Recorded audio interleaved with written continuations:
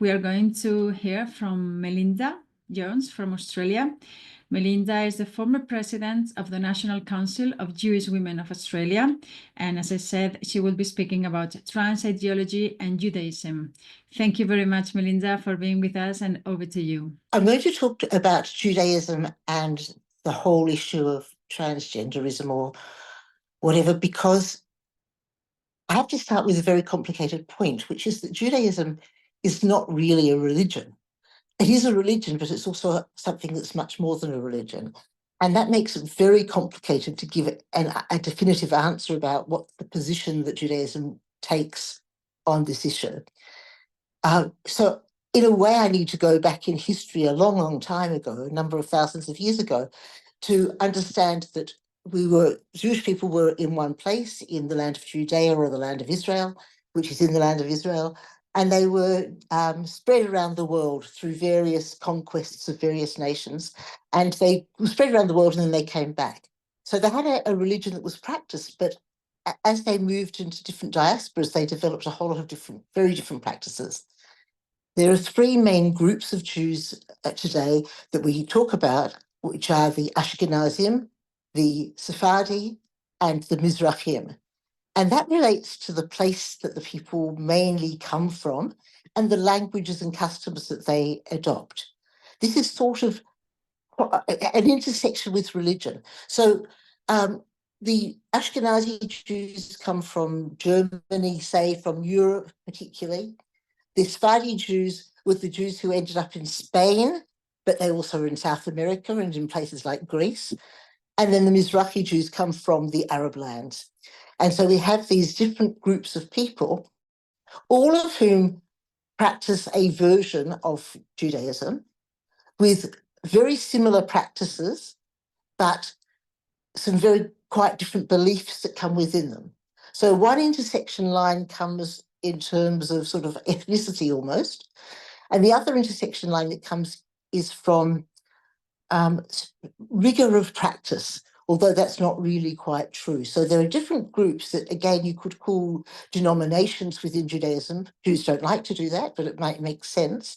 So you have the ultra-Orthodox, the Orthodox, the modern Orthodox, the traditional Orthodox, the progressive, the Reform, the Conservative, and a few other things in between and beyond, and the vast majority of Jews. It's a complicated picture. Even in take any one city like Melbourne, we have synagogues that relate to all of those different sorts of groups that I mentioned, and they will have, on some lines, they'll intersect with each other across religious grounds. On some areas, they'll intersect on sort of ethnic grounds.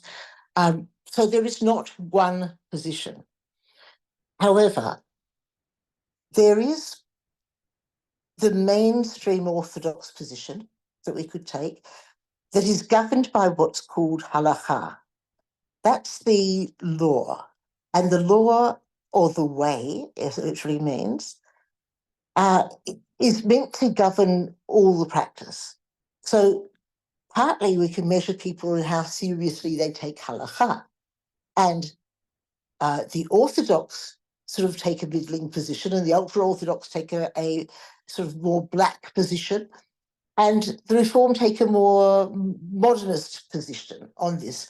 And so for progressive Jews, for conservative Jews, their attitude to halakha is that maybe it's not so important, that we don't have to follow it. The ultra-Orthodox Jews would say we follow it to a letter that was particularly devised in the 19th century. And the Orthodox, who are divided again between modern Orthodox and traditional Orthodox, basically say that halakha governs the way we practice Judaism. Now, I'm an Orthodox Jew, so I take halakha to be the guiding principle of Judaism. And when I come to this question about whether or not a man can be a woman or whatever else, I say we can look at what the law says. The law doesn't give us a definitive answer, but we can also look at practice and what practice says. So women and men are not meant to swim together. Of course, most modern people don't actually abide by that rule, but a number of people do. There is also a ritual practice that involves the use of water, and men and women are definitely not to be in that area at the same time. Now, if we have these rules that separate men and women, we have a serious problem when a man says he's a woman, because he's all of a sudden a person with that body in the space that's clearly delineated for people with a woman's body, because it's about reproductive rituals and about what happens to women's bodies. So to me, there's a very clear line that says, if you are following halakha, if you're following the mainstream religious interpretation, you should be opposed to anything that allows men to say they're women or to be in women's spaces. Jewish law has always had this separation of jobs along sex lines and practices that are separate. In some ways it can be seen as very conservative and old-fashioned. Otherwise, it can be seen as very radical in terms of saying women should have their own spaces. So I would like to say that was the end of the matter within Judaism, but it's not, because within Orthodox Judaism, we have a group of people who are modern Orthodox.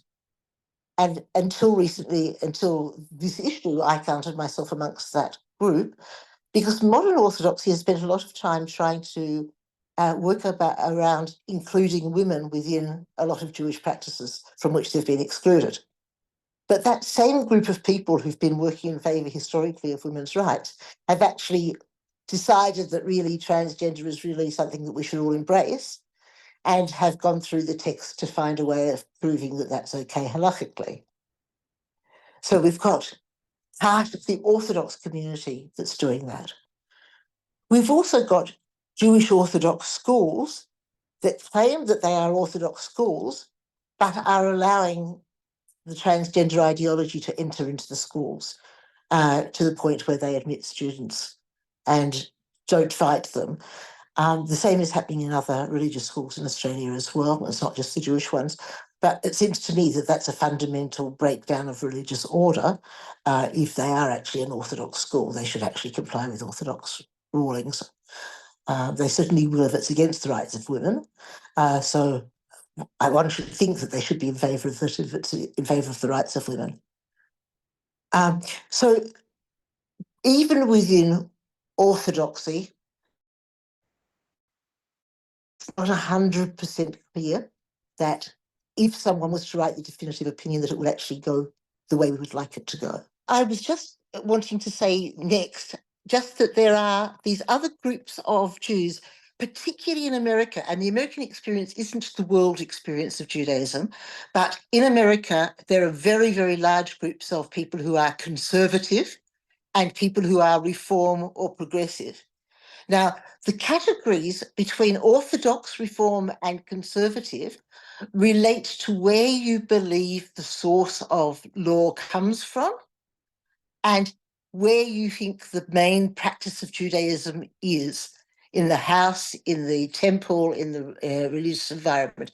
So they're not really divided as clearly as you would think along political lines. You can take any political position and be within any of these groups. However, if you are within the Orthodox way of thinking about Judaism, in other words, what is considered mainstream Judaism, you actually start understanding the world from the position that says that we were born in God's image.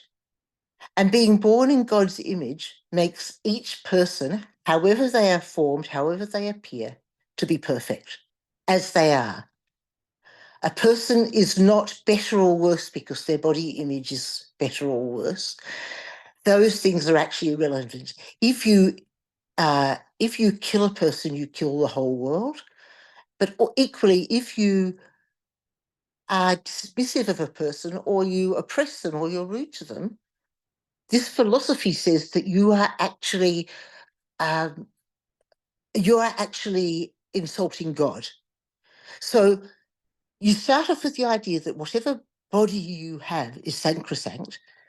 And then the next question is, well, what are you allowed to do or not do to your body? When I was growing up, having pierced ears was looked on as a terrible thing to do. because that was considered to be a way of damaging your body. And it wasn't, you had no right to damage your body, because if you did, you were damaging God in some way. That might sound like a very old-fashioned view, and some of the views are very old-fashioned, but it doesn't necessarily mean they're ones we might want to not embrace. At the same time, when we look at the primary sources of Judaism, the primary sources of Judaism start with the Bible, the 5 books of Moses, include some other books, and then go on over time, because nothing is definitive. There is then a series of books called the Mishnah and the Gemara, which together become the Talmud. And after that, there are lots of other works of sages that are considered to be caught up in what the law is. So if you want to work out the law, you don't stop with the Bible, you don't stop with the Talmud, you have to read sources from the 7th century and the 12th century and the 18th century and the 20th century and the 21st century, if you want to understand what the law says. But the primary source of the Bible is primary, and the Talmud is the next one of most importance. So in the Bible, we have a discussion about what happens when someone has got crushed testicles. And the discussion is, can this person serve at the temple? And the conclusion is that they can't. And so the disability community has been up in arms. This is inappropriate. Why should someone having crushed testicles exclude them in some way from serving at the temple? Maybe testicles were somehow valuable in serving at the temple, we're not sure. But the discussion is, the modern discussion is about disability, it's not about gender. And the discussion in the Bible is about neither, it's simply a statement. When we get to the Talmud, which talks about, and it doesn't talk about it directly, it's sort of all over the place, you have to look to find it. You may have heard that in Judaism there are 6 types of people. And 6 genders, but that's actually not true at all. What there are is 6 categories of people, and I'll go through them for you. The first is a male. A male is someone who was born male, who's got intact body parts. The second category is a female, who's a complete female, who's got intact female body parts. The third group is called a saris hama. They're a male with incomplete body parts. And what's important about that is that person still needs to marry a female. Because this is about how do they operate in family circles, not whether they're a man or a woman. Then an alonit is an incomplete female. And she again gets married to a male, but it might be limited. Then we have 3 other groups. We have the androgynous, the people who are male and female complete, and they have to get married to a female. It's said that both Sarah and Abraham, by the way, were androgynous or hermaphrodites. And so that was accounted for their prolific reproductive abilities. But neither was ever thought of as either a man or a woman. A tum-tum is someone who's really someone with DSDs because their gender is hidden. And a saris adam, the final category, is a male who's castrated. So we've got these imperfect bodies. None of them are said to be a different gender, but some of them might be treated differently from other men or women for some purposes only. Not for all purposes, for some purposes. So those things are sitting in the Talmud, and the question is what you do with them and how they relate to the modern issues that we have. And the answer, again, is contested. And the best scholars I know in the area are really inclined to believe that none of this supports transgenderism, but are not 100% sure. But there are others who are 100% sure that it actually, that Judaism rejects transgenderism. So it requires conversation, even if we could find, and everyone would agree with the bits of analysis that I've given you, there's still going to be a lot of work to be done within the religion. Thank you very much.